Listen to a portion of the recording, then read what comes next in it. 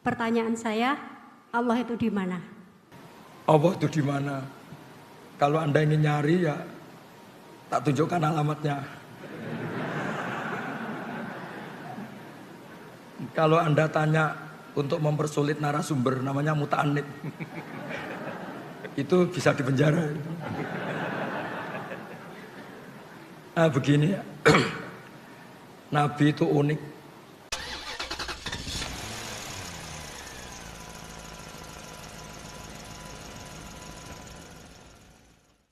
Assalamualaikum warahmatullahi wabarakatuh. Rabbi shrah li sadri wa yassir li amri wahlul 'uqdatam min lisani. Allahumma shalli wa sallim ala nabiyir rahmat sayyidina Muhammadin wa ala alihi washabihi wa man ma ba'du. Niki kelihatan perjuangan kalau saya ini agak sakit. Mungkin bawaan sudah masuk kategori ki sepuh. Jadi kalau tambah batuk, tambah karismatik.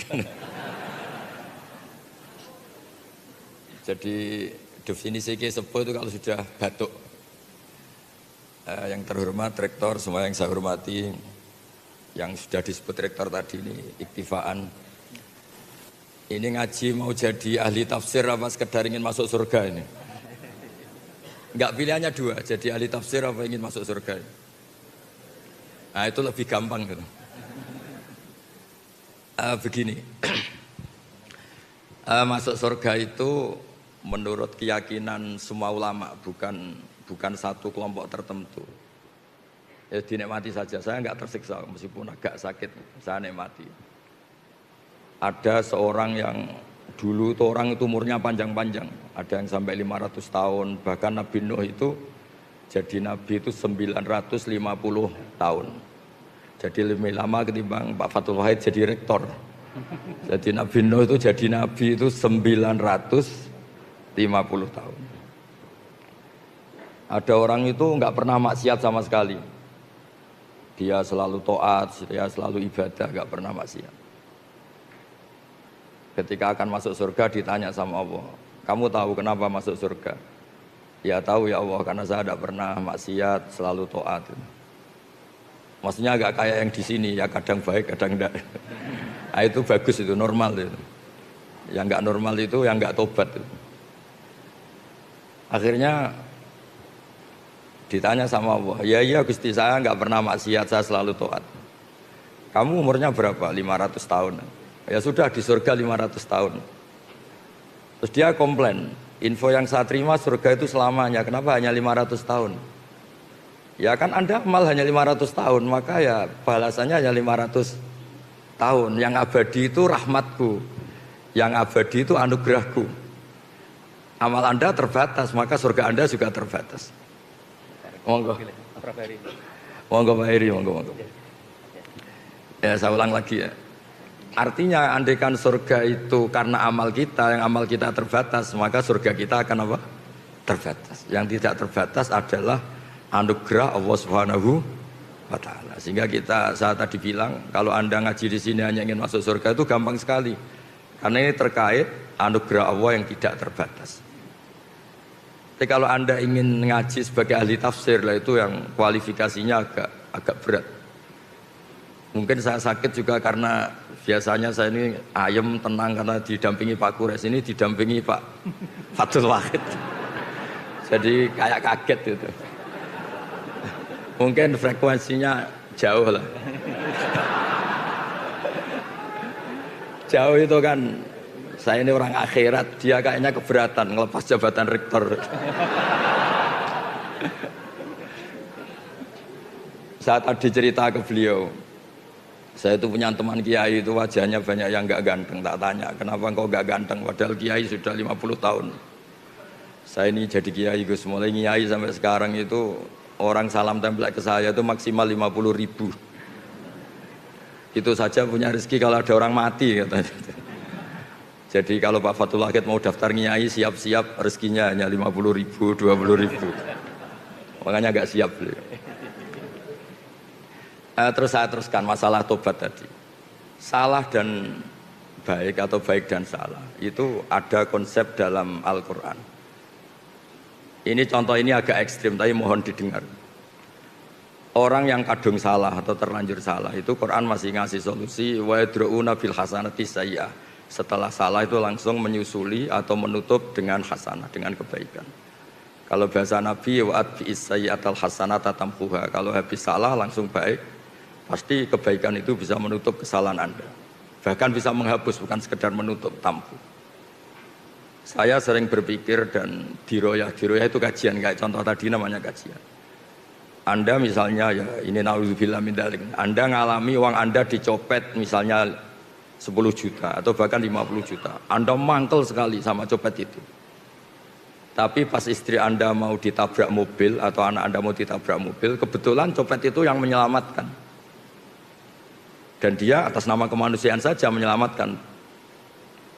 Kayaknya Anda memaafkan itu mudah sekali karena Anda kehilangan uang 50 juta tapi anak Anda selamat.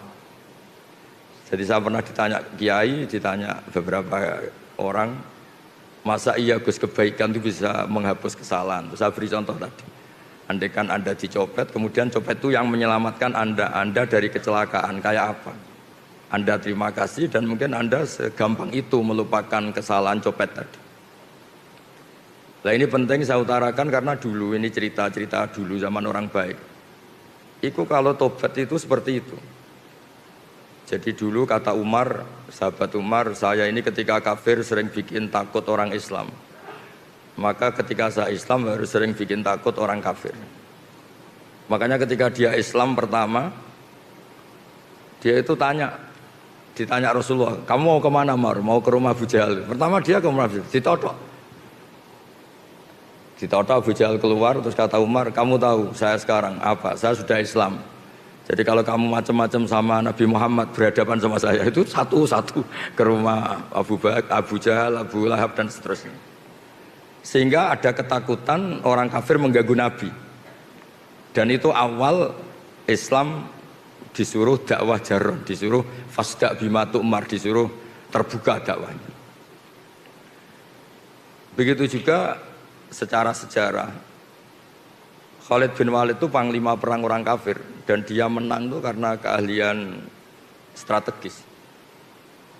Sahabat itu ya manusia ya kayak kita lah, dalam watak-watak manusia kayak kita.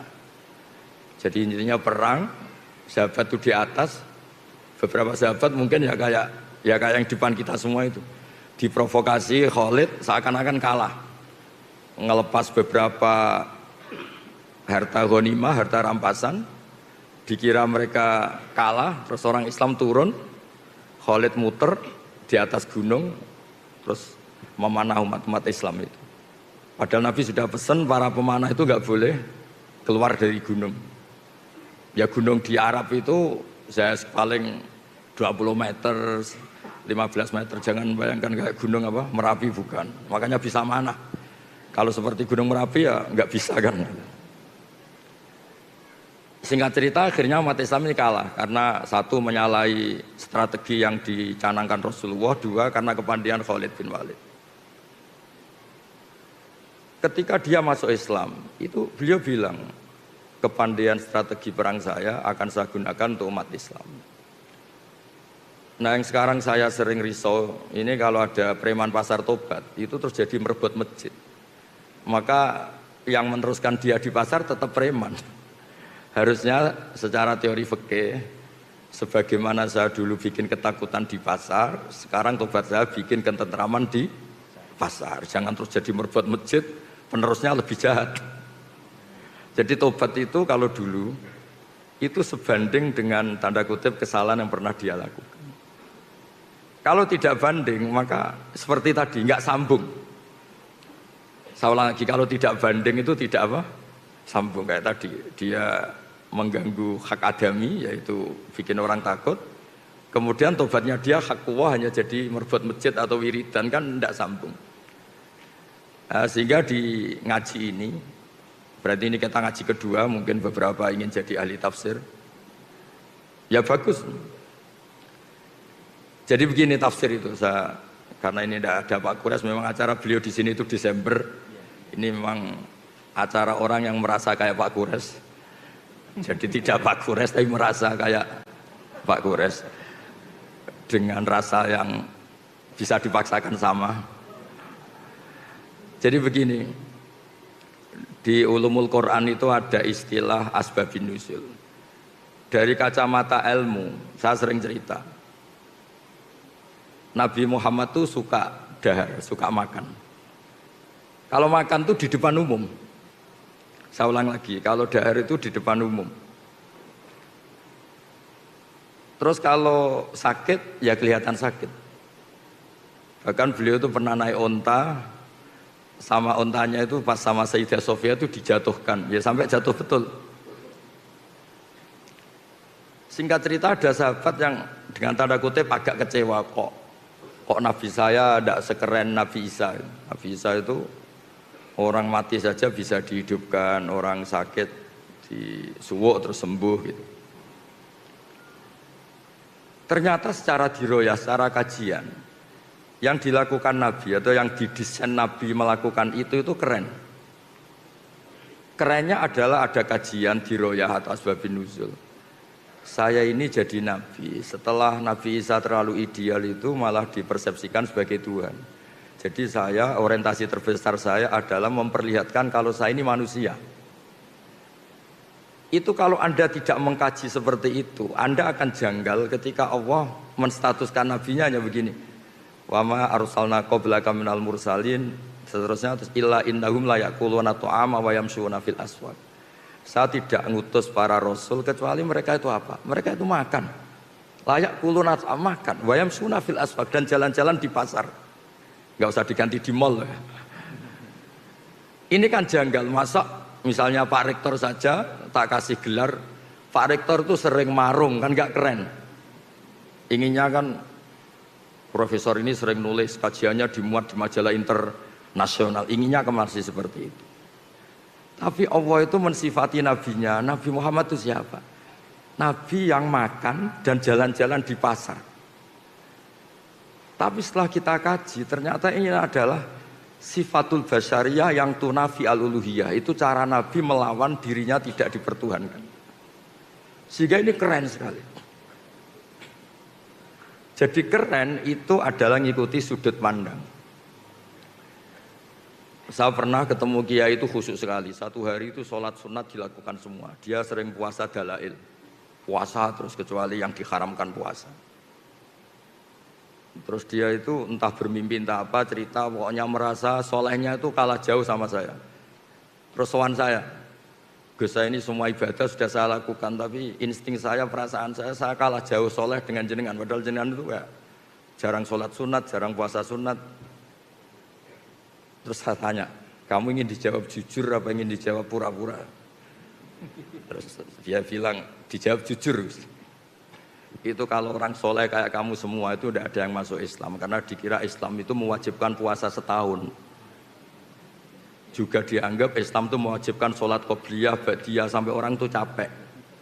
Tapi kalau orang melihat saya kiai ngopi-ngopi, terus kadang-kadang ya jagungan Pak Fatul Wahid, terus gak jelas lah pokoknya, gak jelas pokoknya. Ya kayak pak orang Islam di Indonesia itu kan senang ngopi-ngopi, kongkoi-kongkoi, apalagi kalau sedang takut istri kan tidak pernah pulang gitu. Ngopi-ngopi, santai. Sampai semua masjid penuh itu saya dulu ya pernah husnudzon tapi kecewa. Tak tanya kenapa engkau sering di masjid? Kalau di rumah ada yang ganas Gus. Kenapa sering di masjid? Kalau di rumah itu AC-nya bayar sendiri, kalau di masjid gratis katanya. Begitu juga masalah MCK dan sebagainya. Itu kasus nyata loh, bukan bualan saya, bukan. Saya ini kan termasuk, kata orang banyak loh, bukan kata saya termasuk K-top lah. Pas mau ngajar di sarang, di pondoknya Mbah Mun itu, di tengah perjalanan saya ingin ke kamar mandi. Itu pengurusnya lari-lari karena saya dianggap K-top, lari-lari buka kunci. Tak tanya, kenapa dikunci? Orang kampung sini Gus, itu kalau kebelet mau ke kamar mandi itu dari rumah lari ke sini. Karena kamar mandinya lebih apa? Baik, lebih bersih. Terus kalau di rumah itu AC kipas angin bayar, makanya ke masjid karena tidak usah apa? Bayar. Oh, tak kira yang sering ke masjid itu iktikaf pondok, Gus, sudah ada hubungannya itu. Artinya gini, berkahnya orang Islam itu sering jagongan, rileks. Orang itu kalau neliti Islam itu kok jadi Islam itu enak. ngopi-ngopi, jabat, rektor, ya dapat fasilitas, kok enak gitu jadi umat Islam. Coba kalau kita ngajarkan yang ikhlas, jadi rektor udah usah gaji, mobilnya angkot. Gitu. Jadi pengurus badan wakaf kayak Pak Widodo, Pak Arsoyo, udah usah gaji, cukup naik motor butut. Tidak ada yang mau masuk Islam.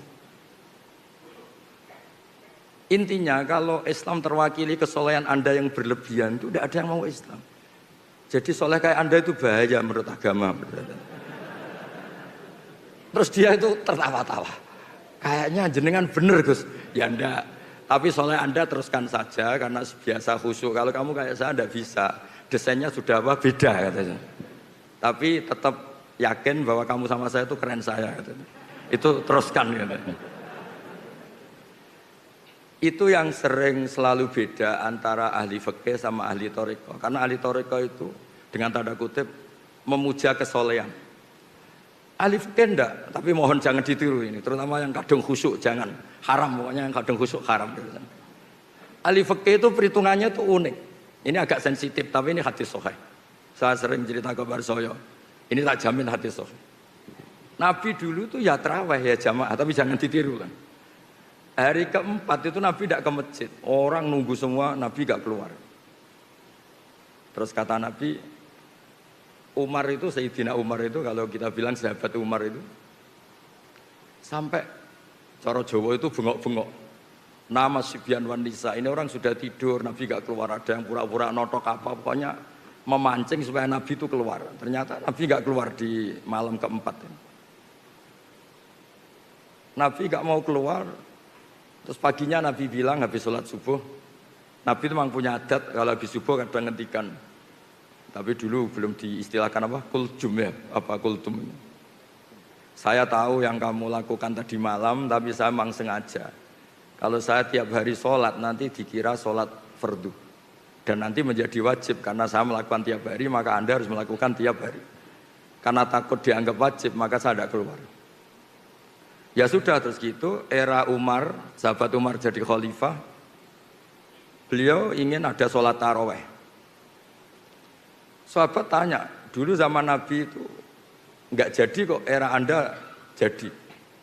Nabi itu pemegang konstitusi ilmu, kalau beliau melakukan terus nanti dikira wajib. Tapi kalau saya hanya Umar, meskipun saya melakukan terus, tidak punya akibat dianggap apa? Wajib. Karena saya tidak musyarrak, tidak pembawa syariat. Ada sahabat yang ekstrim namanya Abdul bin Mas'ud, itu suka sweeping. Kalau ada orang duha tiap hari di sweeping. Kamu ingin bikin tandingan sholat fardu, wong sunat kok tiap hari. Sunat itu seminggu sekali katanya. Nggak, ini cerita konstitusi ilmu, makanya yang nggak bakat alim jangan, haram. Jadi beda mindsetnya orang-orang thariqah, orang tasawuf dengan ahli fikih itu beda. Ya sama terus jangan bilang Gus Pak ahli fikih, Pak Fathul Wahid ahli thariqah, ini tidak dua-duanya. Ini hanya rektor. Kebetulan rektor Universitas Islam apa? Indonesia. Jadi dikira dia ketuanya umat Islam. Enggak ada hubungannya itu, enggak ada. Ini jabatan karir. Bisa dipecat sama Pak Arsoyo kalau macam-macam, sama badan wakaf bisa. Jadi nanti saya cerita ulumul Quran. Ulumul Quran itu yang mengkaji itu harus seperti saya, tidak harus kayak persis saya, seperti saya. Orang tahu kenapa basyariahnya Nabi, kemanusiaannya Nabi itu keren. Karena berkahnya kemanusiaan ini Islam menjadi agamanya manusia, bukan agamanya malaikat. Sehingga tiap Allah cerita orang baik itu siapa? Fasilitasnya apa? Liyukaffirawwahu anhum asfa'alladzi amilu. Orang baik itu orang yang kalau salah itu salahnya saya hapus. Dan ketika baiknya tak kasih pahala. Bukan orang baik itu yang nggak pernah salah, bukan. Jadi berkahnya Nabi menjaga konstitusi basyariah ini, itu terus Islam menjadi agamanya manusia, bukan agama malaikat. Andai kan dari awal itu semua kesunatan dilakukan Nabi, misalnya Nabi selalu puasa Senin Kemis, puasa Dalail, puasa Tasu'a, Asyura, nanti ini dikira wajib. Maka dalam hadis sahih, saya pastikan ini sahih. Sayyidah Aisyah itu beliau kan ahli fikih, punya cara pandang mensifati Nabi. Yaitu beliau ngendikan ini ada di Sahih Muslim, wa in ini di sini sesungguhnya, wa in kana Rasulullah la yada'ul amala wa wa yuhibbuhu khasyata ayyufradu alaihim. Nabi itu tersiksa sekali kalau enggak sholat sunat itu. Ya tersiksa sekali kalau enggak puasa sunat. Tapi beliau harus enggak puasa karena takut dianggap apa? Fardu. Sampai Nabi itu kalau ada puasa Tasu'a, Asyura ngumumkan, sekarang puasa ini sudah diganti Ramadan. Silahkan yang mau puasa-puasa, yang tidak. Jadi, penafsir Al-Quran atau yang meneliti Quran itu harus tahu itu. Sehingga nanti di Quran itu ada ayat-ayat yang mensifati manusia itu sederhana. Sayyidah Maryam itu figur yang luar biasa. Nabi Isa itu figur yang luar biasa. Kata Allah, wa ummuhu siddiqah. Ibunya Nabi Isa itu siddiqah. Orang yang sangat-sangat jujur, tidak ternodai dosa zina, dosa yang macam-macam. Tapi terusannya apa? Karena yakulanit to'am. Dua orang hebat ini itu ya suka makan. Itu kan aneh. Wong Pak Rektor yang jarang tahajud saja kalau ada orang muji, ini suka tahajud, seneng. Coba dipuji, Pak Rektor itu hebat kalau malam tahajud, Senin Kamis puasa, duha, seneng meskipun nggak dilakukan, seneng kalau dipuji. Nah ini seorang Nabi Isa, Allah itu cara cerita karena yakulanit to'am. Ini sama-sama makan. Karena berkahnya makan tuh orang tahu. Rektor nggak makan itu nggak hidup. Presiden Amerika nggak makan nggak hidup. Semua orang top di dunia kalau nggak makan tuh nggak hidup. Ternyata manusia tuh selemah itu. Kita yang katanya profesor, kita yang katanya kiai besar, ternyata untuk kita hidup hanya butuh kangkung, mungkin butuh jadah, butuh gudeg. Terus kerennya di mana? Orang yang hidupnya ta'aluk sama benda-benda yang mati. Nah dengan seperti itu Quran sukses memaklumatkan wa khuliqal insanu dhaifa. Manusia itu lemah sekali. Saking lemahnya itu butuh sesuatu yang benda mati. Sebab itu Quran biasa ngendikan untuk nabinya, afa imma ta'u qutilan qalabtu Muhammad, apapun hebat Anda mati. Bahkan ada kemungkinan mati Anda ini terbunuh. Terbunuh itu kan kesannya agak keren, enggak jaduk, enggak sakti. Tapi itu diperlihatkan Allah supaya jelas dimerkasi Allah yang baki, yang abadi. Manusia apapun hebatnya itu dhaif, rentan. Makanya kelirunya kita kadang-kadang ngomong ini orang terhebat di dunia, ini orang nomor satu di Indonesia, orang terkuat di dunia. Sebetulnya kata Imam Syafi'i ketika menafsirkan ayat wa tawakkal 'alal hayyil ladzi la yamut. Kamu itu harus tawakal sama zat yang enggak pernah mati, enggak bisa mati. Kata beliau, faman tawakkala 'ala sultanin aw amirin aw kadza wa kadza fa inna ma tawakkala 'ala sultanin yamut. Kalau Anda menggantungkan hidup pada raja, presiden, rektor sama kiai besar sama siapapun, sebetulnya Anda menggantungkan hidup sama orang sing yamut yang akan mati. Nah, di sini pentingnya peneliti tafsir ini mungkin untuk anak-anak DPPAI. Itu harus tahu sehingga nanti kalau ada sifat para nabi yang sederhana, itu hakikatnya luar biasa. Coba kalau Nabi Muhammad, Nabi Isa sering munajat di kamar, nggak kelihatan orang. Mungkin orang malah ngayalnya, wah mungkin sedang ke Mekah terbang. Kalau Pak Fathul Wahid itikaf di rumah, oh kelihatannya di rumah, tapi rohnya di Mekah gitu. Kalau istrinya sedang curiga, kelihatannya itikaf, pikirannya di jadah itu gitu. Ya terserah, sedang baik apa enggak.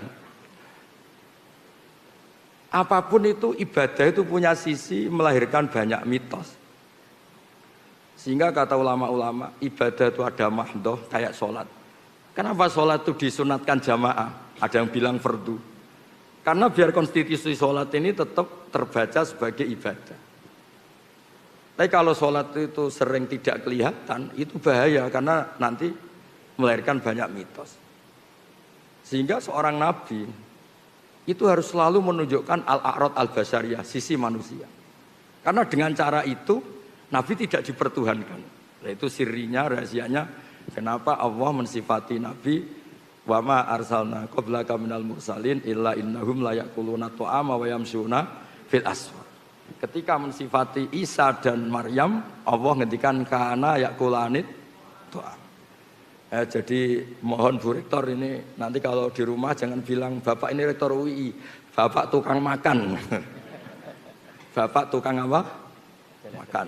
Jalan-jalan di pasar.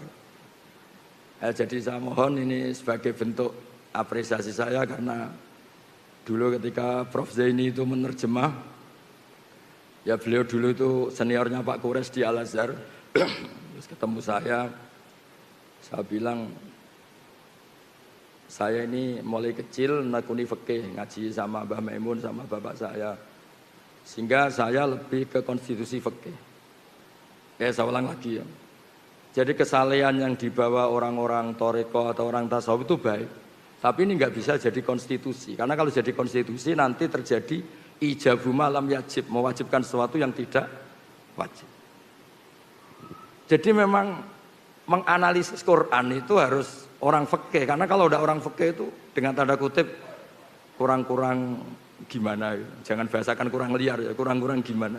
Orang fikih itu lebih realistis. Fikih yang betulan alim loh ya, jangan yang kaleng-kaleng ya, yang memang benar-benar alim. Jadi misalnya gini, saya baca misalnya Alam nasyrah laka sodrok. Itu kalau orang fikih langsung ngerti betapa sudut pandang itu menjadikan gampang legowo. Tadi dikatakan Pak Rektor, kalau ada perbedaan itu kembalikan ke ilmu. Sudut pandang itu penting. Saya sering cerita, mungkin saya pernah dicerita di pengajian ini. Ada kiai itu mungkin karena kelamaan ingin poligami gak kesampaian. Sebenarnya tidak hanya kiai, semuanya harus di sini. Itu kalau malam itu masakan sendiri. Pokoknya sibuk. Kadang bikin sambal terong, kadang bikin nasi goreng, pokoknya sibuk. Ada santrinya yang orang toreko janggal. Ini kiai gak pernah tahajud makan, terus pokoknya kalau malam itu mesti masak. Ternyata kiai ini tetap wali, tetap dekat Allah. Terus dia cerita, Jong dalam kitab yang saya baca, di usul fikih itu ada kaidah. Ini di Lubul Usul karangannya Syekh Zakaria Al-Ansori. Saya baca, saya hafal. Ithma min mubakhin illa wa yatahaqqaqu bihi tarku haramimma. Fayal zamu minas sukun tarkul qatli wal zamu minas sukut tarkul qadzaf. Karena tidak ada sesuatu yang mubah yang dibolehkan Allah. Kecuali sebetulnya saat Anda lakukan itu terjadi tarkul haram, meninggalkan haram. Artinya gini Bu Rektor, kalau Pak Wahid di rumah tidur, jangan katakan tidur. Alhamdulillah suami saya tidak dugem. Alhamdulillah suami saya tidak nyari-nyari perempuan lain. Bahkan saya pun nggak dicari karena tidur. Sehingga dengan status seperti ini tuh keren, karena ini namanya tarkul haram, meninggalkan haram. Makanya saya tuh sering berdoa sama Allah, semoga malaikat Raqib Atid tuh ngaji usul fikih. Sehingga tidak melihat anak-anak UI yang ngopi itu ngopi, yang kongkoi, tapi mereka akan bilang hum tarokul haram. Ini kelompok-kelompok yang meninggalkan haram itu. Nah, jadi makanya ini biar Pak Allah tahu, biar tahu kalau saya cerita ilmu gini kan, terus dia mikir, wah berat nih Gus, berat. Tapi nggak apa-apa, saya disaingi juga ikhlas. Ya, jadi saya mohon analisis Quran atau ulumul Quran itu harus seperti ini. Sebab itu Nabi-Nabi top di Quran itu yang diceritakan itu sering basariyah kayak tadi. Isa dan Maryam diceritakan kana yaqulanit tu'am. Nabi Musa lebih parah lagi. Nabi Musa itu lebih basariyah lagi. Kecilnya dirawat Fir'aun. Terus hobinya itu gelut, tarung gitu. Terus delalah itu lari, buron itu, kematian. Ketemu Nabi itu ya nggak ngaji dulu dia, sementing dikawinkan dulu sama putrinya itu. Itu basariah semua. Sehingga berkahnya Islam dibawa secara kemanusiaan. Ciri khas Islam itu adalah faroh. Faroh itu bahagia, happy. Qul bi fadlillah bi rahmati fa bidzalika falyafrahu. Ya saya mohon dari berkahnya ngaji ini Anda akan tahu. Saya punya kitab namanya Al-Minanul Kubro. Itu di situ cerita, ada wali yang sering makan, sama wali sering ibadah. Ternyata yang sering makan ini walinya lebih tinggi ketimbang yang sering ibadah. Ditanya, kenapa engkau lebih tinggi? Karena saya kalau makan itu langsung syukur, jadi alat duniawi tak jadikan syukur sama Allah, karena saya bisa makan. Sementara yang sholat ini gak jadi wali-wali, karena ketika sholat dipakai sarana, ya Allah, kasih hidup yang mapan, kasih istri yang cantik, qanaah. Ternyata salatnya dia dipakai sarana duniawi. Jadi sholatnya dipakai sarana apa? Duniawi. Gayanya sholat, tapi otaknya itu dunia. Sholat hajat lah gampangane. Angel temen nerang no. Lah yang ini tuh Islami. Karena setiap makan tuh dia nangis, ya Allah, saya ini yang kiai besar selemah ini. Katanya saya orang hebat, saya presiden, saya kiai besar, saya rektor. Kalau nggak makan jadah ya kok lemes. Jadi itu unik karena itu dimaklumatkan wa khuliqal insanu dhaifa. Sehingga seorang nabi yang kekasihnya dibahasakan Allah afa immata au qutila, afa immata au qutila. Muhammad itu mati atau terbunuh. Nah, ini yang terakhir sebelum diskusi, Quran juga cerita jejak sejarah. Ini urusan makan lagi. Syarat jadi nabi diantaranya itu selain soleh, selain baik ini, nabi loh, ada kiai nabi. Syaratnya turunannya nabi. Kalau kiai kan alhamdulillah ada Gus asli, Gus naturalisasi, masih bisa dinego. Tapi kalau nabi itu memang harus turunan nabi, bawahnya harus ada yang nabi. Orang Yahudi itu Yahuda bin Yakub bin Ishak bin Ibrahim.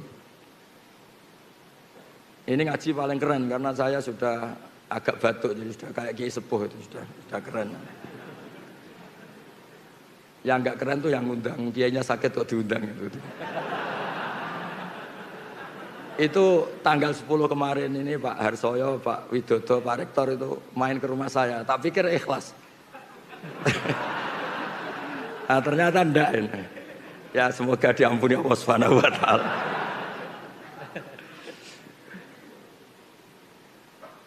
Ya supaya ini kan haji ya, saya cerita haji. Orang Yahudi itu nggak percaya, orang Arab itu kan utak-utuk kayak gitu modelnya. Masa iya jadi nabi? Karena bangsa yang nggak suka baca, orang Arab itu nggak suka baca. Kok tahu ada nabi itu dari mana asal-usulnya? Itu Allah kalau cerita itu unik. Dan ini semuanya basyariah. Nabi hebat sehebat itu ternyata dari cerita basyariah. Nabi Ibrahim itu suami yang takut istri. Ketika dia menikahi Hajar itu diusir sama Sarah. Sarah ini istri pertama yang cantik. Hajar itu diusir. Di mana-mana kalau diusir ya lari. Singkat cerita karena beliau Nabi sama Allah itu dilarikan ke Mekah. Bukan dari Jepara ke Jogja, bukan ke Mekah. Kalau Jepara sama Jogja sama-sama enggak kota suci. Diusir ke Mekah. Setelah di Mekah namanya Hajar itu kan istri-istri yang baik. Tidak usah ditiru karena bahaya kalau niru ini nggak kuat. Para ibu-ibu nggak kuat, nggak usah niru. Terus setelah di Ka'bah, dekat Ka'bah ditinggal. Hanya dikasih satu ketel air sama beberapa makanan yang paling 2 hari pasti habis. Sudah punya anak Ismail masih kecil. Ketika Ibrahim pulang, itu ditanya, maksud kamu gimana? Ninggal anak dan istri di bumi yang tidak ada makanan. Yang ditanya ya makanan. Bukan nggak ada sajadah, bukan, nggak ada makanan. Tapi setelah ini yang religius tetap religius, ini makomnya ahli fikih. Yang tetap khusyuk nggak apa-apa. Cuma khusyuk yang berfikih. Khusyuk yang apa? Berfikih. Kalau saya ini berfikih yang nggak perlu khusyuk, karena konstitusinya memang nggak boleh khusyuk. Setelah itu nggak jawab. Itu khasnya lelaki. Kalau nggak bisa memenuhi hajat istrinya itu nggak bisa jawab. Lama-lama sampai ketiga terus apa Allah yang menyuruh ini? Ibrahim hanya ngangguk mantuk. Kata Sayyidah Hajar, idzan la yudiuni. Kalau gitu saya tidak akan disia-siakan. Singkat cerita terus dia kesana kemari menjadi sofa marwah. Lama-lama dapat zam-zam. Terus lama-lama Ibrahim kesana. dijak bangun Ka'bah. Ka'bah sudah ada dulu tapi belum terbangun sebagai bangunan. Itu pertama Nabi Ibrahim berdoa, ini ya juga urusan rezeki. Ya Allah, Mekah itu negeri yang tandus. Tapi saya mohon semua orang tertarik sama Mekah supaya menghasilkan banyak rezeki. Ya jangan biasakan banyak cuan, banyak apa, rezeki. Nanti terlalu gaul. Masa iya Nabi Ibrahim bilang apa? Cuan. Nanti dikira Nabi Ibrahim ikut Gen Z kan repot nanti. Tapi yang didiskusikan pertama dengan Allah itu ya rezeki. Singkat cerita terus Ibrahim dan Ismail bangun Ka'bah. Kemudian karena Nabi Ibrahim itu keramat, kaki yang dipakai nginjek batu itu membekas. Dan itu yang dipakai dalil Allah berargumentasi ketika orang Yahudi ragu. Masa iya orang Arab itu ada yang turunan Ibrahim? Terus Allah bilang fi ayatum bayyinatum maqamu Ibrahim. Bukti kalau Ibrahim pernah hidup di Mekah itu ada jejak kakinya. Dan bukti kalau Ismail tinggal di Mekah itu ada prasastinya Robbana inni askantu min dzurriyyati biwadin ghairi zar'in. Saya pastikan Ismail ini supaya diam di Mekah. Nah ayat seperti itu kalau Anda tidak baca tarikh itu nggak ngerti. Ayat-ayat itu adalah Allah sedang cerita bahwa Muhammad itu benar-benar turunan Nabi karena di Mekah pernah dihuni Ibrahim yang punya apa Ismail dan jejak artefaknya, jejak fisiknya ada di Mekah fi ayatum bayyinatum maqamu Ibrahim. Jadi makom Ibrahim itu bukan makom bahasa Indonesia artinya kuburan, itu bukan. Tempat berdiri. Nah, konstruksi itu seorang mufassir harus utuh sehingga ngerti. Oh, ini begini, ini begini, ini begini. Ya, kembali lagi nanti kalau nggak jadi rektor, kalau ingin jadi kiai, kiai yang pertama tadi pokoknya orang ngaji saya masuk surga. Orang ngasih uang saya 50.000 masuk surga dan seterusnya dan seterusnya. Jadi saya mohon peneliti tafsir atau peneliti Quran itu konstruksinya harus utuh sehingga ayat yang kelihatan biasa menjadi luar biasa karena manusia itu pasti mendiskusikan ekonomi. Rabbana liyuqimus shalah faj'al afidatan minan nas tahwi ilaihim warzuqhum minats thamarat. Jadi mesti diskusinya itu rezeki. Sehingga mendiskusikan rezeki itu tidak mengurangi kesakralan nubuwah. Ya saya kira demikian. Assalamualaikum warahmatullahi wabarakatuh. Waalaikumsalam warahmatullahi wabarakatuh. Baik, terima kasih Gus Bah. Selamat datang Ibu Profesor Ning Ova Amelia, Ibu Rektor Universitas. Kenapa dipanggil Ning? Ya, kita panggil Profesor Ning Ova Bu, karena anak kiai. Terima kasih Prof. Ova sudah berkenan hadir. Dan ini juga hadir juga ada Bapak Rektor terpilih Bu Bapak yang insya Allah akan menggantikan saya mulai 1 Juni Profesor Hari Purnama. Monggo Prof berdiri biar para hadirin tahu. Ya, insya Allah beliau nanti akan melanjutkan ngaji dengan Gus Bah terus. Ya. Ya. Ibu Bapak kita masih punya waktu. Kita buka ruang diskusi sesi pertama. Mungkin 3 orang, ada yang dari kelompok putra dan kelompok putri. Yang putra ya. Ustadz Hashim satu, yang satu yang belakang pakai peci semua ternyata. Ya, ya yang pakai peci ada putihnya. Nah nomor 2, Anda ya, itu ya. Kemudian yang putri satu, yang sini dulu Bu ya. Sini 1 sama sana 1, oke, berdua. Panitia bisa sudah 4 dulu, 2 putra, 2 putri. Panitia mau dibantu mikrofonnya? Ustadz Hashim dulu. Terima kasih Pak Rektor. Assalamualaikum warahmatullahi wabarakatuh. Waalaikumsalam warahmatullahi wabarakatuh. Teman-teman apresiasi kepada Gus Bah yang masih kersa rawuh meskipun gerah, semoga segera sehat kembali. Juga pada Prof. Fathul, Pak Rektor yang akan tinggal menghitung hari mau selesai, juga Pak Rektor terpilih. Semuanya jazakumullah kalau jazak dunyan wa ukhron. Amin, amin. Saya mohon penjelasan dari Gus Bah terkaitnya dengan tema hari ini, peluncuran ulang Al-Quran, terjemahan artinya dari UII yang apakah kemudian ada hal baru Gus dibandingkan dengan yang sebelumnya. Sekaligus saya mohon penjelasan beberapa hal terkait dengan kebahasaan, baik bahasa Arab maupun bahasa Indonesia. Satu, isim dhamir nahnu itu kan bisa 3 fungsi ya. Satu lil mutakallim ma'al ghair wa huwa mukhatab atau kita gitu ya. Yang kedua lil mutakallim ma'al ghair wa huwa mutakallim aidon atau orang pertama jamak kami gitu ya. Yang ketiga bisa juga lil mutakallim wahdah atau azim nafsah. Bermakna orang pertama tunggal dan itu untuk penghalusan saya gitu ya. Tetapi sepanjang saya membaca Quran terjemahan, apakah itu saya Depak atau Kemenak sekarang atau UII, sepertinya tidak pernah ada yang menerjemahkan nahnu itu dengan saya. Meskipun dalam bahasa Indonesia boleh juga kami itu berarti orang pertama tunggal untuk orang besar, untuk raja. Tapi maksud saya kalau orang baca nggak paham, dia mengira kalau kami itu pasti jamak itu, tidak tunggal. Tadi juga dibaca ayat inna nahnu nazzalna dzikra wa inna lahu lahafizun juga kami. Meskipun lalu muncul tafsir, oh ya kami itu Allah kemudian menugaskan malaikat yang menurunkan. Tapi kan tetap beda, otoritas absolut tunggal tetap pada Allah. Nah, apakah tidak sebaiknya kemudian ada yang diartikan saya itu untuk mempertegas itu adalah lil mutakalim wahdah al muazzim nafsah gitu ya. Ini satu, ini yang pertama. Yang kedua, mau istinaf, saya mengapresiasi Gus Baha, saya tadi sempat buka Quran terjemahan UI, ketika mau istinaf itu sudah tidak lagi di terjemahan kata dan.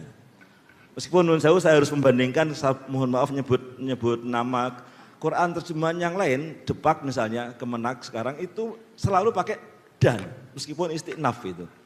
Nah ini salah satu yang membedakan, yang saya lihat di UI tidak. Jadi kalau istinaf tidak ada terjemahan dan. Tapi yang saya mohon penjelasan Gus Baha terkait dengan wawu atof tapi atful jumlah lal jumlah. Dalam bahasa Arab dimungkinkan, ya, tapi dalam bahasa Indonesia kan enggak. Kata dan itu tidak boleh untuk awal kalimat karena dia kata penghubung antar bagian dari kalimat, apakah itu kata apakah itu frase. Jadi mestinya kalau kita pakai uslub bahasa Indonesia, karena tidak ada atful jumlah lal jumlah, maka tidak boleh awal kalimat itu dan. Nah, saya lihat masih ada di misalnya Al-Baqarah ayat 42, wala talbisul haqqa bil batil, itu masih ada kata dan gitu. Apakah tidak sebaiknya dipertegas, disesuaikan dengan uslub bahasa Indonesia yang tidak mengawali kalimat dengan kata dan. Satu lagi Gus, terakhir untuk dhamir munfasil antum atau kum. Ya, satu lagi ya. Terakhir Nusawu. Tadinya mau banyak tapi karena nggak enak. Mau soal nanyakan tobatnya koruptor tadinya, karena tadi soal tobat, gimana tobatnya koruptor, tapi soal fokus saja. Terakhir, kata antum atau kum untuk mutasil, itu sepengetahuan saya kalau dalam bahasa Indonesia kan untuk orang kedua jamak. Tapi kenapa dalam terjemahan itu dipakai kata kamu itu? Apakah tidak sebaiknya untuk mempertegas itu kalian? Termasuk menurut saya Gus, di UI masih kamu, lakum dinukum waliyadin, bagimu, agamu, kenapa bukan bagi kalian, agama kalian itu. Untuk mempertegas bahwa ini jamak gitu. Demikian, terima kasih, kurang lebih mohon maaf. Assalamualaikum warahmatullahi wabarakatuh. Waalaikumsalam warahmatullahi wabarakatuh. Sudah 4 pertanyaan tadi. Ya, terima kasih Pak. Kita catat, kemudian yang belakang ya. Ya. Assalamualaikum warahmatullahi wabarakatuh. Perkenalkan, nama saya Sidik, saya dari UIN, dari UIN Senan. Namanya siapa tadi? Sidik. Sidik, Pak. Sidik. Permisi Gus Baha, saya mau bertanya. Jadi tadi malam di beranda HP saya itu lewat berisi kalam hikmah, yaitu tulisannya itu Gus. Ilmu tidak akan Allah berikan kecuali orang yang dicintai oleh Allah Subhanahu wa taala. Pertanyaan saya, Gus Baha, ngapunten. Kenapa ada orang yang hafal Quran tapi masih bermaksiat? Ya, karena kan kalau berdasarkan kalam hikmah jenengan, berarti kan Allah ridho sama hal tersebut ya kan? Allah cinta. Jadi dia sampai hafal Quran. Dia bukan Sudah itu pertanyaannya. Nggih, ngapunten untuk Saya titip pesan Pak Gus Baha, saya mewakili umat, semoga jenengan jaga kesehatan nggih. Amin, amin, amin. Nanti semoga jenengan hidupnya berkah dan panjang umur sampai 90 tahun seperti Mbah Maimun. Amin, amin, amin, amin. Harapan saya. Assalamualaikum warahmatullahi wabarakatuh. Waalaikumsalam warahmatullahi wabarakatuh. Terima kasih Mas Siddiq. Selanjutnya dari Ibu sana, dibantu panitia. Ya, yang sisi selatan tadi sudah.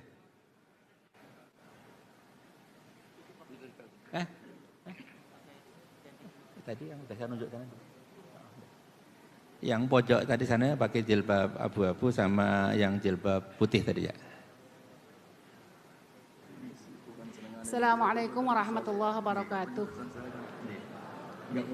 Pada Gus Baha yang saya hormati, tadi Gus Baha mengatakan orang baik itu belum tentu orang yang belum pernah melakukan kesalahan. Yang pertama itu mohon penjelasannya. Dan yang kedua tadi Gus Baha juga mengatakan sesuatu yang tidak wajib jangan diwajibkan. Tapi pada saat-saat ini ada yang sesuatu yang makruh kok malah diharamkan. Contohnya orang yang tidak suka merokok, yang benci sekali sama rokok, rokok kue haram. Nah gitu misalnya. Ya ini mohon penjelasannya, maaf ya. Ya. Cukup sekian dari saya. Saya Uswatun Hasanah dari Magelang. Assalamualaikum warahmatullahi wabarakatuh. Waalaikumsalam warahmatullahi wabarakatuh. Baik, terima kasih. Satu lagi tadi. Satu lagi yang pakai jilbab warna apa itu? Coklat susu ya. Baik, Assalamualaikum warahmatullahi wabarakatuh. Waalaikumsalam warahmatullahi wabarakatuh. Perkenalkan, nama saya Eila, saya dari Hubungan Internasional Universitas Islam Indonesia. Tadi mengutip sedikit dari Gus Baha bahwa sudut pandang itu penting. Terus saya sedikit ada pertanyaan, bagaimana sih sudut pandang Nabi Muhammad terhadap perempuan yang tidak menutup aurat sesuai dengan syariat Islam? Karena banyak laki-laki menyalahkan perempuan karena tidak memakai pakaian sesuai syariat Islam. Ketika melihat itu mereka timbul syahwat. Kenapa tidak dibalik saja? Kenapa tidak mereka yang menjaga pandangan ketika ada perempuan yang tidak memakai pakaian sesuai syariat Islam? Karena memang di sisi lain perempuan itu memang harus menutup pakaian, menutup aurat dengan pakaian yang sesuai dengan syariat Islam gitu. Bagaimana juga syariat dari Al-Quran tentang pakaian ini. Cukup ya. Bagaimana pandangan Nabi Muhammad terkait dua pandangan yang bertolak belakang ini? Baik, terima kasih. Terima kasih. Baik, terima kasih Bapak. Ada 4 pertanyaan, saya singkat Gus. Jadi pertanyaan yang pertama terkait dengan apakah ada yang baru di sini. Kemudian yang kedua ini soal nahnu tadi. Ada 3 fungsi, apakah tidak ada yang diterjemahkan dengan saya. Terus kemudian tadi terkait dengan wawu istiqnaf dan waktu ataf, Gus. Terus yang ketiga terkait dengan antum dan kum. Nah. Ya. Kemudian yang kedua dari Mas Siddiq tadi, kenapa hafal Quran kok masih bermaksiat, Gus? Itu pertanyaan dari Mas Siddiq. Kemudian dari Ibu tadi ada. Ya, satu-satunya. Ya, yang lagi dulu ya. Pak Sim dulu ya. Bismillahirrahmanirrahim. Ya, ini mungkin Pak Hashim itu diskusinya sama saya tok. Ini banyak yang bingung kayaknya. Bikin bingung orang itu termasuk dosa. Jadi ya saya ini kan kenal sama keluarga Pak Hashim dari Buyangan ya, dari Padi. Yang bapaknya kiai itu, mungkin beliau frustasi terus di Jogja itu.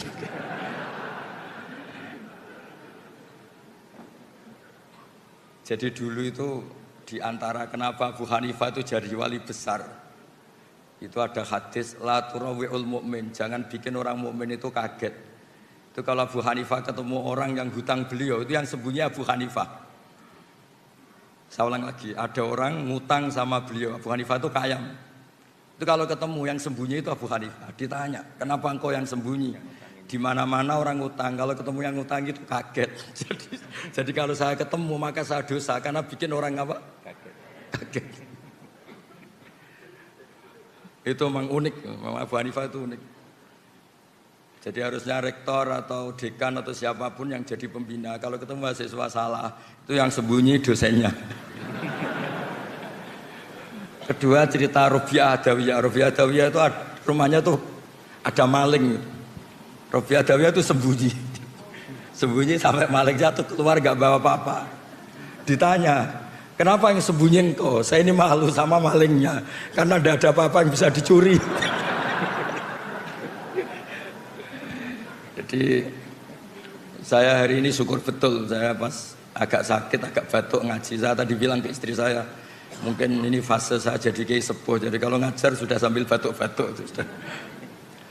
Begini, saya kebetulan ngikuti Prof. Zaini itu mulai 2004 sampai beliau wafat 2019 ya? 2019. Ini ada Bu Ova putrinya. Beliau menerjemah itu berdasar keahlian beliau, sekolah di Al-Azhar itu sastra Arab. Saya pernah menanyakan yang ditanyakan Pak Hashim, kenapa kami kok gak diterjemah saya atau saya kok kami? Beliau itu hanya jawab gini, kok kalau kalian dari antum kok kasar? Hanya alasannya kasar. Saat itu saya juga tanya Pak Kures, karena beliau ikut di Kemenak. Juga per menteri yang ini Pak Nazar itu saya juga dapat SK termasuk diberi hak untuk ikut merubah kalau ada yang gimana di Kemenak. Itu sama-sama Pak Zaini sama Pak Kures itu sama-sama bilang gini, termasuk judul ini dari Prof. Zaini, termasuk dari Pak Kures, semua dianjurkan pakai judul ini, Al-Quran Karim dan terjemahan artinya. Jadi bukan dan terjemahannya tapi dan terjemahan artinya. Jadi karena bahasa Indonesia itu tidak akan mewakili bahasa Arab atau bahasa aslinya.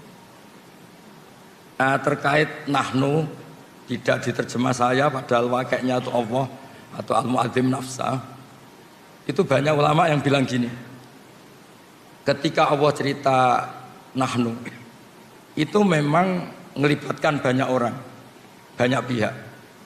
Misalnya nahnu khalaqnakum, itu memang karuan Allah sentral, tapi kan untuk menjadi manusia itu ada hubungan suami istri, ada macam-macam.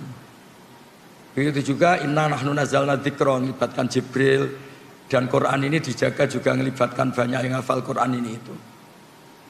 Maka pakainya nahnu. Tapi kalau Allah itu sendiri dan memang hanya sendiri, itu Allah tidak pakai iyana tapi iya itu fa'iyaya fa'budun, fa'iyaya farhabun. Itu, tapi saya ulang lagi itu hanya analisis. Tapi itu diyakini banyak ulama Al-Azhar. Terus kedua, tentang isti'naf. Memulai kata itu ada dua, ada yang memang benar-benar permulaan. Ada yang hakikatnya itu tidak permulaan, itu yang menjadikan Pak Zaini atau Pak Kures atau Kemenak sekarang itu. Ya kadang-kadang beda, tapi tetap ada kata dan. Misalnya begini, innal abrara lafi naim wa innal fujara lafi jahim.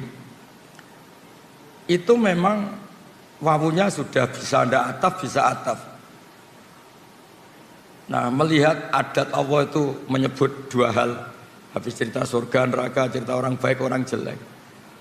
Maka tradisi menyebut dua hal ini terus menjadikan wawu di mana ini tetap dan. Begitu juga wala talbisul haqqa tadi. Sebelum itu memang sudah ada nasihat-nasihat yang banyak. Kemudian terkait apakah ada penambahan di sini. Kalau nambah enggak. Tapi saya dulu pernah pamit sama Prof. Zaini untuk fikihnya itu memang banyak catatan kaki dan itu era beliau. Era beliau cuma beliau kan sastra, yang disuruh nekuni itu saya. Karena ya ini semoga enggak terjadi. Problem kitab suci itu kan mujmal, mujmal itu global. Sehingga kalau diterjemah pakai harfiah itu memang resikonya tinggi. Misalnya gini, Nabi Lot tuh kecewa betul sama kaumnya yang homoseks. Tapi ketika kecewa malah dengan tanda kutip bikin kata-kata yang riskan. Yaitu beliau ngendikan, haula ibanati hunna darulakum. Kamu jangan mendatangkan kepuasan Anda lewat lelaki. Saya ini punya putri banyak yang lebih suci bagi kamu. Tentu menjadi halal itu nunggu dinikah. Tapi beliau hanya ngendikan hunna darulakum. Begitu juga tentang nikah. Nanti bisa dicek di awal juz 5. Ada ayat yang bunyinya hanya gini. Famastamta'tum bihi minhunna fa'atuhunna ujurahun. Perempuan itu setelah kamu nikmati, maka yang penting itu kamu kasih ujurahunna. Ujur itu jamaknya ujroh. Nanti kan kayak transaksi orang nakal yang sudah dipakai itu bayar. Nah, makanya tadi promosi saya pertama saya bilang mufassir itu latar belakangnya harus ahli fikih supaya tahu kalau ujur di situ artinya mahar. Jadi terjemahnya adalah perempuan yang sudah Anda nikahi, saya ulang lagi, perempuan yang sudah Anda nikahi dan sudah Anda nikmati, yaitu sudah hubungan suami istri, maka mahar itu baru menjadi wajib. Karena mahar itu wajib itu dua. Satu wajib binafsil akdi, itu nisful mahri. Dua wajib karena jima, karena hubungan suami istri. Jadi mahar menjadi wajib 100% itu nunggu famastamta'tum bihi, sudah dinikmati. Nah, hal seperti ini kalau diterjemah letterlek itu bisa kayak nyuwun sewu nikah mut'ah, nikah yang pakai waktu, yang hanya nikmati terus bayar. Nah, di sini dibutuhkan kepedulian para pakar tafsir, terutama yang nulis. Untuk ini jelas di sini tak ditulis oleh Pak Zaini, saat itu saya juga usul. Istri-istri Anda yang sudah Anda gauli, maka kasihkan maharnya, bukan ujur gimana apa? Ujrah.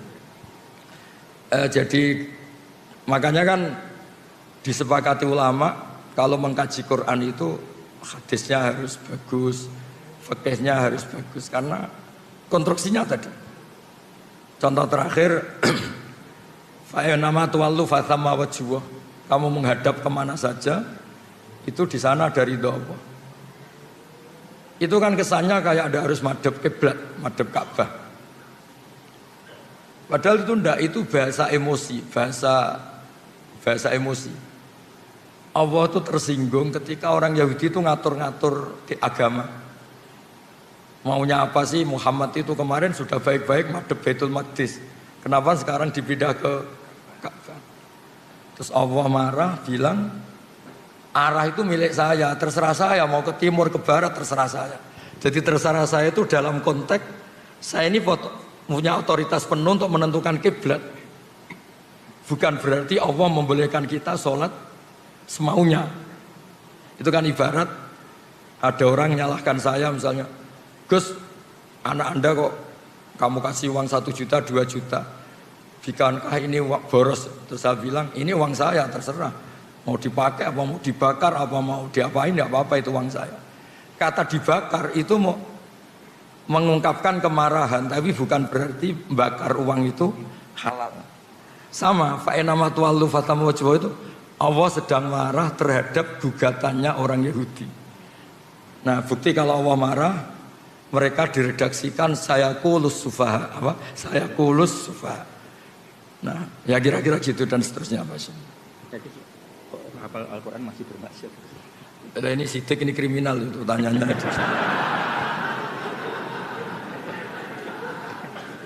Nanti kalau kenapa orang hafal Quran masih bisa maksiat, lama-lama Anda tanya, kenapa Pak Rektor masih butuh uang, itu kan ya repot. Jadi begini, agama ini unik. Allah itu tidak pernah menghalalkan maksiat, nggak pernah. Tapi Allah tahu betul kalau prakteknya orang itu pasti maksiat, beda ya. Kalau Allah menghalalkan nanti itu menjadi syariat. Tapi kalau Allah tidak realistis, namanya orang itu pasti maksiat. Makanya redaksinya Allah itu pakai fasilitas. Orang baik itu siapa? Orang yang fasilitasnya adalah kebaikannya diberi ganjaran, salahnya dimaafkan. Ya kayak kira-kira definisi cinta. Cinta itu apa? Pas kamu baik diapresiasi, pas kamu salah dimaafkan. Tapi jangan pernah istri Anda bilang, wah Pak kamu salah nggak apa-apa, wah itu bisa bahaya itu.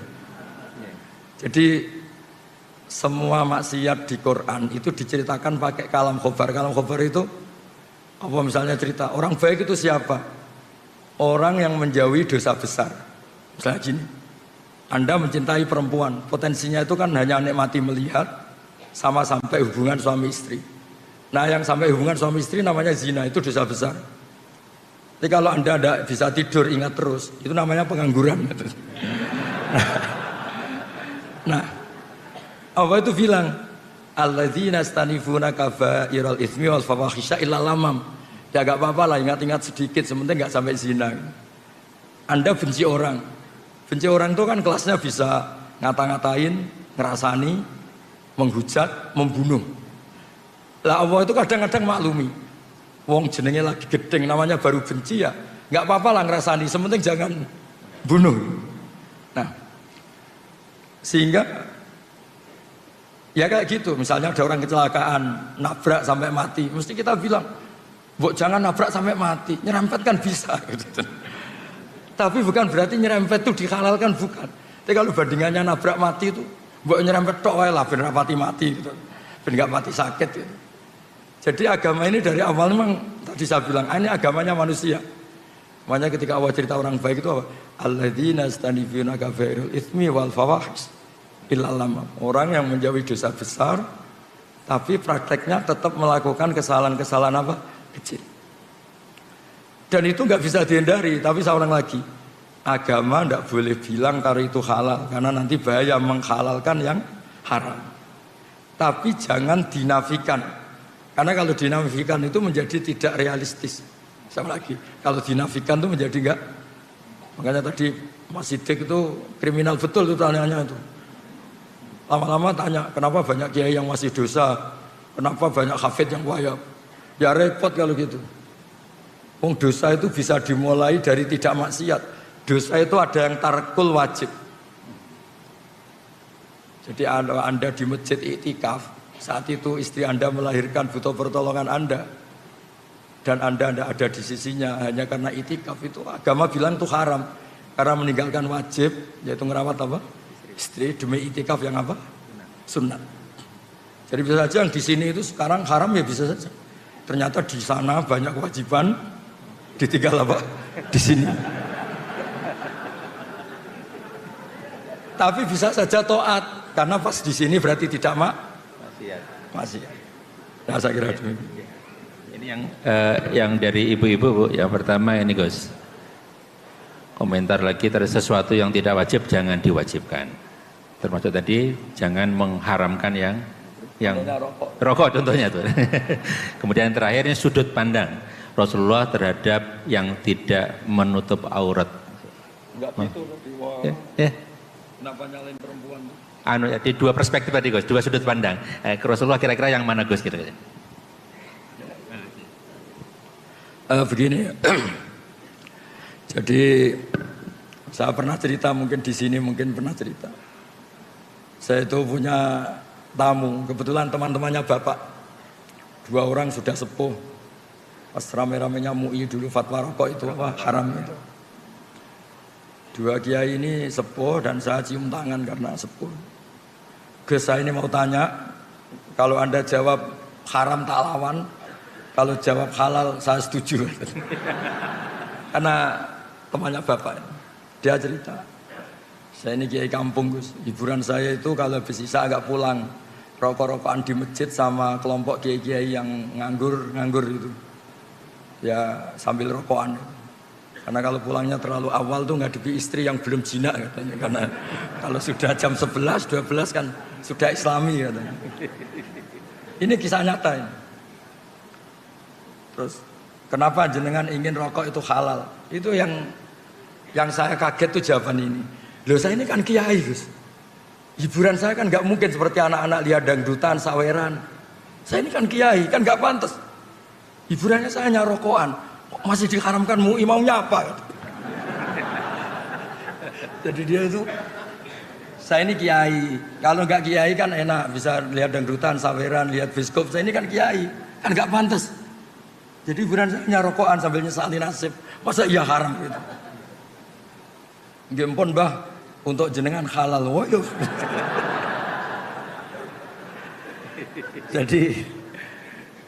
Jadi memang apa ya, sudut agama itu makro itu enggak jelas haramnya, tapi juga Anda jangan bilang halal karena kadang ya sampai ganggu kesehatan misalnya. Tapi juga kan bilang haram karena takutnya tadi ada orang-orang tertentu yang untuk melawan nafsunya, melawan mungkin dia agak hiper, itu dengan melupakan dirinya dengan cara seperti itu. Makanya di Ihya itu ada bab suatu saat akhir zaman itu ibadah terbaik itu tidur. Kenapa? Karena tidur itu tarkul haram. Karena kalau tidur itu berarti orang itu tidak melakukan haram sama sekali. Tapi kan bisa digugat juga, tidur itu artinya meninggalkan kewajiban. Nah itu sudut pandang, ini pertanyaan ke Mbak tadi. Jadi Nabi itu memang unik. Kalau perempuan membuka aurat, itu yang disalahkan sebetulnya tidak hanya perempuannya. Lelaki yang terprovokasi birahi yang haram, perempuannya juga haram. Tapi di situ seninya beragama. Jadi ada Umar itu, sahabat Umar pernah ditanya, kalau Anda ditakdir tidak punya syahwat, sama punya syahwat suka mana? Ya suka punya syahwat tapi tidak maksiat. Kenapa? Kalau saya tidak punya syahwat, misalnya Allah tidak akan bilang gini, ini loh Umar, nggak pernah zina sama batu, sama pohon, sama jembatan gitu. Artinya itu nggak prestasi. Tidak zina sama sesuatu yang nggak disyahwati itu tidak prestasi. Ya normal namanya tidak zina sama pohon, sama jembatan, sama gunung. Yang hebat kan kita tidak zina sama orang yang mungkin kita seneng. Jadi berkahnya syahwat itu, Pak ini berkah yang ngempet itu jadi wali lah kira-kira gitu. Jadi memang seninya Allah itu liyabluwakum ya di situ ini. Jadi diuji itu karena kita punya syahwat, punya apa, tapi nggak melakukan. Ya gini, Anda tidak suka uang, nggak prestasi, tidak korupsi. Itu yang prestasi suka tapi tetap tidak korupsi. Anda wataknya itu nggak lelaki banget, mungkin agak lelaki. Ketika tersinggung sama orang nggak tersinggung. Itu dulu kata Imam Syafi'i itu khimar. Orang nggak bisa tersinggung itu khimar, maksudnya nggak punya kepekaan. Tapi kita harus tersinggung karena kita dihujat harus tersinggung. Tapi karena kita Islami tidak kita wujudkan dalam perilaku misalnya mukul atau nabok atau membunuh. Jadi ketika Allah ngendikan zina linnas syahwat minan nisa itu, Allah ingin mengapresiasi betapa hebatnya manusia soleh. Mereka punya syahwat, punya keinginan, tapi semua itu ditinggalkan karena saya. Makanya terakhir ijazah saya ini ada 7 orang yang spesial, yang nanti dinaungi Allah yaumala dzilla illa dzilluh. Yang pertama itu Imam Adil, semacam-macam. Yang ketujuh ini nggak boleh diuji cobakan ini. Yang ketujuh ini haram diuji cobakan. Lelaki yang diajak perempuan cantik, terus dia menolak hanya karena bilang ini akhafullah, saya takut Allah. Nggak usah diuji karena ini rawan nggak lulus. Tapi itu didiskusikan sama Nabi itu betapa hebatnya orang apa? Soleh. Biar yang diuji itu hanya Nabi Yusuf. Kalau Anda kayaknya tidak lulus. Zulaikha itu cantik, setengah bayang menarik. Ngajak Nabi Yusuf pas tuannya di kantor. Karena tuannya ini pegawai negeri. Nah, tapi yang diajak itu Zulaikha, bukan dosen UI. Jadi artinya gini, berkahnya kita punya syahwat, suka uang, suka ya, harta tahta wanita. Berkahnya itu malah kita menjadi orang hebat. Kok bisa Pak Rektor nggak korupsi padahal punya kesempatan? Kok bisa tidak mencabang kemana-mana karena diawasi kali itu? Tidak karena soleh kali itu, nggak. Saya yakin nggak karena soleh itu. Nggak. Untuk husnudon soleh itu butuh dalil. Karena takut Allah. Ya. Takut istri atau takut Allah? Dua-duanya guys. Kalau takut Allah dan istri malah syirik, no. Jadi Allah itu unik, ngelola manusia itu unik. Makanya ketika Nabi itu tersinggung, ya marah. Kata sahabat, ihmarra wajhu. Marah, kelihatan marah. Nabi pernah ditanya, Muhammad kalau engkau Rasul itu mbok yo yang keren nih. Bisa menghidupkan orang mati kayak Isa, punya tongkat sakti kayak Musa. Nabi itu ihmarra wajhu, mau tersinggung, mau marah. Terus akhirnya Nabi Muhammad tuh ingat, lakot udhiya Musa bi aktsara min dzalik fasobar. Musa itu pernah tersakiti oleh seperti ini dan Musa itu sabar. Padahal Musa itu kelasmen nabinya di bawah saya. Musa saya bisa sabar apalagi saya. Jadi Nabi Musa juga pernah digugat. Musa, kamu itu bilang utusannya Allah. Coba Allah itu pertontonan ke kita, arina wajarotan. Kemudian nanti Allah tak tanya, apa betul Anda ngutus Musa? Jadi Nabi dulu itu ya repot. Tapi ya tadi memang itu ujian. Ya jadi di antara kebaikan agama ini kita dikasih syahwat, dikasih suka uang, suka tahta. Tapi kita bisa lulus. Tapi gak usah dicoba tadi, gak usah dicoba. Karena kalau dicoba itu riskan. Jadi yang nomor 7 tadi itu warojulun da'adu imro'atun da'atu mansibin wa jamalin faqala inni akhafwa. Lelaki yang diajak perempuan cantik, diajak tuh. Diajak perempuan cantik, Nabi bilang itu cantik. Kalau gak cantik kan akeh tunggale lah gitu kan. Tapi tetap bilang faqala inni akhafwa. Ya saya kira demikian cukup ini. Cukup ya. Masih. Dua pertanyaan lagi ya. Baik, terima kasih Gus. Sebelum membuka sesi, saya ingin menyapa ada dua tamu kita, Profesor Dr. Lamati Nulu Ahmad dari UMI Makassar. Terima kasih Prof. Kemudian Profesor Dr. Tamrin dari Universitas Mula Warman Banjarmasin. Terima kasih Prof sudah bergabung bersama kami. Ibu Bapak, waktunya tidak banyak, kita buat dua penanya saja ya. Tampaknya sana satu, sana satu. Kemudian dari perempuan ini Pasilo satu. Yang sana satu ya, yang Anda ya, yang pakai jilbab warna pink ya. Kok dari sini bukan pink ya? Ya, putih ya, oke. Dari mikrofon dari sana, yang sana dulu ya. Singkat padat ya. Assalamualaikum warahmatullahi wabarakatuh. Pertanyaan saya singkat saja. Yang pertama, Al-Quranul Qadim itu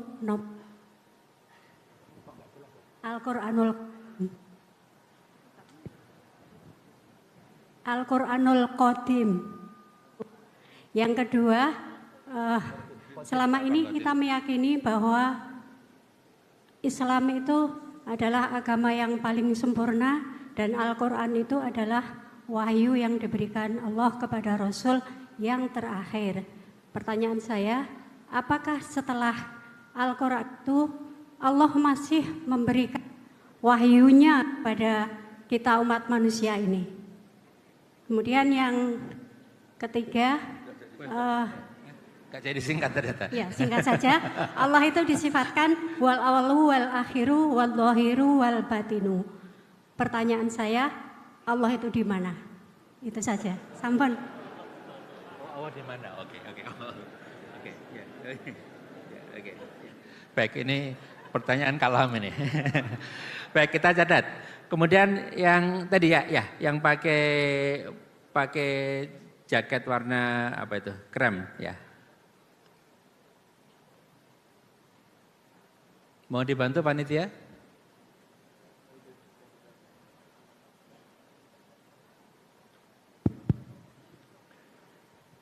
Baik, terima kasih atas kesempatannya. Perkenalkan, saya Lutfi dari Solo, Jawa Tengah. Izin bertanya, Gus Baha. Di Indonesia ini kalau kami lihat indeks korupsinya cukup tinggi begitu. Ya. Tapi kalau kita lihat jumlah pesantren di Indonesia juga banyak ya. Kalau kita bilang beberapa negara yang tidak ada, yang korupsinya rendah seperti New Zealand atau Selandia Baru, Australia dan sebagainya, pesantrennya bahkan mungkin tidak ada. Pertanyaannya adalah, menurut panjenengan Gus Baha, bagaimana kita menyikapi dan bagaimana strategi kita sebagai umat Islam atau bahkan para kiai ulama untuk bisa meminimalisir atau bahkan mengurangi secara signifikan praktik korupsi yang ada begitu. Izin kalau saya bisa mengutip perkataan Bu Sri Mulyani, mantan Menteri Keuangan dulu, beliau pernah mengatakan, banyak orang mudah tergoda uang, meski sholat rajin, naik haji sudah, umroh sering, puasa Senin Kamis, tapi waktu lihat uang lupa semuanya. Begitu. Kemudian yang kedua ini ada titipan pertanyaan, mohon izin, apakah setan itu berupa zat atau sifat? Terima kasih. Baik, terima kasih. Ini ada dua kelompok pertanyaan. Yang satu terkait dengan ilmu kalam. Ya. Al-Quran tadi kodim, terus kemudian pertanyaan Allah ada di mana Gus, kira-kira gitu. Kemudian yang kedua tadi terkait dengan setan itu seperti apa, sifat atau zat, kira-kira sifat atau zat. Baik, kemudian yang kedua ini terkait dengan pertanyaan, kok sudah sering haji, sering umroh, puasa kemarin kok tetap korupsinya tinggi Gus, kira-kira gimana Gus? Ya. Nah, ini yang ngawur ini pertanyaannya ini. Begini, tak pikir Pak Lutfi gubernur. Begini, jadi di antara yang ditakutkan Rasulullah itu nanti, ini mbaknya siapa namanya tadi? Mbak, itu enggak agak dulu tadi. Mbak ya, enggak nyebut nama tadi. Silakan. Ya. Jadi gini, manusia itu punya jiwa ingin tahu. Ingin tahu itu bisa liar. Ada beberapa orang yang bilang, saya ini tidak akan menyembah Allah karena saya tidak tahu, tidak kenal. Macam-macam lah, yang jurusan filsafat itu. Jadi zaman itu Nabi sudah ngendikan nanti setan itu selalu menggoda manusia. Pertama bikin mukadimah yang baik. Ini bumi diciptakan Allah, ini langit diciptakan Allah. Lalu Allah sendiri asal-usulnya gimana? Terus kata Nabi, jika kamu pada titik itu, maka hentikan. Nah, menghentikan itu manusia itu mudah sekali. Makanya saya pernah bilang, saya mungkin saat melihat sinetron apa saja, tentang Joko Tingkir ya boleh, tentang Mak Lampir ya boleh, yang penting itu manusia lah. Itu mungkin pas dekat-dekatnya saya dengan Allah karena itu melawan diskusi dengan setan. Jadi banyak peristiwa sahabat itu tanyain Allah itu di mana. Sama Nabi itu disuruh, kira-kira disuruh makan, disuruh apalah, yang penting mengalihkan diskusi itu. Nah caranya gimana? Caranya adalah kita yakin sistem tubuh kita ini profan, sistem tubuh kita ini seperti ini, punya keterbatasan. Jadi dari awal kita harus yakin sistem yang serba terbatas ini nggak mungkin bisa melihat zat yang tidak terbatas. Makanya Quran sendiri memberi penjelasan la tudrikul absar wa yudrikul absar. Nah, jadi itu termasuk yang dikhawatirkan Nabi, yang semoga bukan contohnya sekarang muncul di diskusi ini. Nah, soal kalam wa qadim itu juga sama. Kasusnya sama. Dulu ada mihnah, ada tragedi sejarah terburuk. Ada seorang khalifah namanya Ma'mun memaksa orang berpikir kalau kalam wa itu tidak qadim. Alasannya dia, ini agak serius diskusi ini, tapi enggak apa-apa. Insya Allah ilmu saya cukup. Ini bukan karena sombong, memang cukup. Terus ditanya, dia berargumentasi, Quran itu ada tabat yada Abi Lahab. Abu Lahab itu hadis. Mendiskusikan yang hadis, pasti Qurannya juga hadis. Karena dia seorang khalifah, seorang raja memaksakan yang tidak punya pendapat yang sama di penjara. termasuk Imam Syafi'i, Imam Ahmad. Tapi sebelum dipenjara Imam Syafi'i lari ke Mesir, Imam Ahmad ketangkep terus dipenjara. Ahmad bin Hanbal ini. Ketika dipenjara, Imam Ahmad minta diskusi terbuka disaksikan banyak orang dengan tokoh Mu'tazilah. Diturutin, ada tokoh Mu'tazilah terbaik, terus diskusi disaksikan banyak orang. Nah ini yang mungkin kita salah. Kita kalau menafsirkan kalam itu kan firman Allah atau perkataan Allah atau ucapan Allah atau sabda. Setelah ketemu banyak orang, Imam Ahmad tanya, ketika dulu itu Allah sudah tahu enggak kalau akan menciptakan makhluk yang bernama Abu Lahab? Wah ya sudah tahu, Allah itu merencanakan semuanya ya dengan pengetahuan yang qadim. Termasuk Allah tahu sebelum menciptakan suatu saat Baha ini disuruh Pak Fathul Wahid ngisi pengajian meskipun Pak sakit. Saya tidak tahu secara fikih itu haram apa halal, tidak tahu. Kayaknya haram. Nah, si Abu Duat ini yang wakil Mu'tazilah, oh iya Allah tahu. Besok matahari terbit enggak? Iya terbit. Dari timur, iya dari timur. Anda tahu, ya tahu. Terus Anda ngomong sekarang, ya satatlu syamsu ghadan, besok matahari akan terbit. Terus kalam Anda dengan peristiwanya dulu mana? Ya dulu kalamnya ketimbang peristiwanya. Nah, artinya apa? Gak ada korelasi antara Allah cerita Abu Lahab kemudian Quran itu hadis. Karena sebelum kejadian yang terjadi, Allah itu sudah melihat bi ilmin qadim dengan ilmunya yang dulu. Ya kayak Pak Fathul Wahid kan sekarang tahu kalau jadi rektornya tinggal berapa hari? Sekarang? Ya, seminggu lagi. Padahal belum terjadi. Berarti apa? Peristiwa sama pengetahuan dulu mana? Sama pengetahuan. Nah, wa kalamuhu ilmuhu. Kalamnya Allah adalah ilmunya Allah.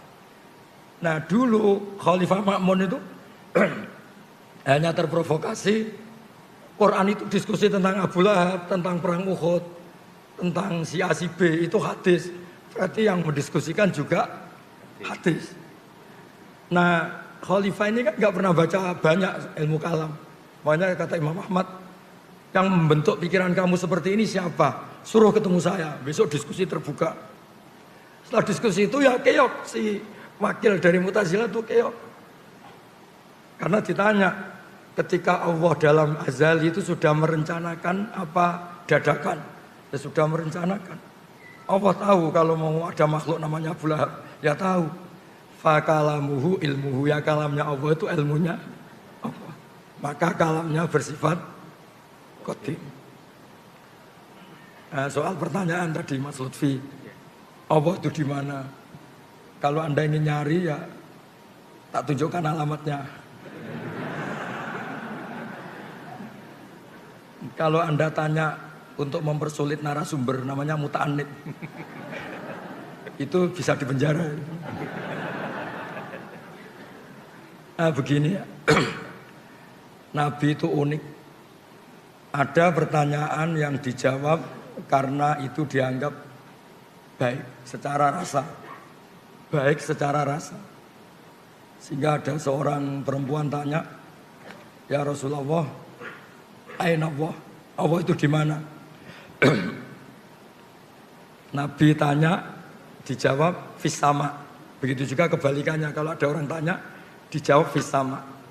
Allah itu di langit di atas, di langit itu di atas. Ketika Nabi Mi'raj menemui Allah itu digambarkan di atas, fis sama. Itu benar secara psikologis, karena kita tidak mungkin mensifati Allah itu di bawah. Nah, tapi di atas itu menurut ukuran apa? Ukuran fisik apa non fisik? Di atas menurut fisik adalah ini bawah, sana atas. Tapi secara psikis, secara rohani, di atas itu nggak terjangkau, nggak tersentuh. Artinya nggak tersentuh ya sudah, dengan sistem tubuh kita seperti ini, Allah itu terlalu atas untuk kita analisis, terlalu atas untuk kita sentuh, terlalu atas untuk kita amati atau kita perhatikan. Nah, makanya tentang Allah cukup kita mengatakan subhanah. Dan Allah selalu bilang ketika ada orang salah paham, subhanallah.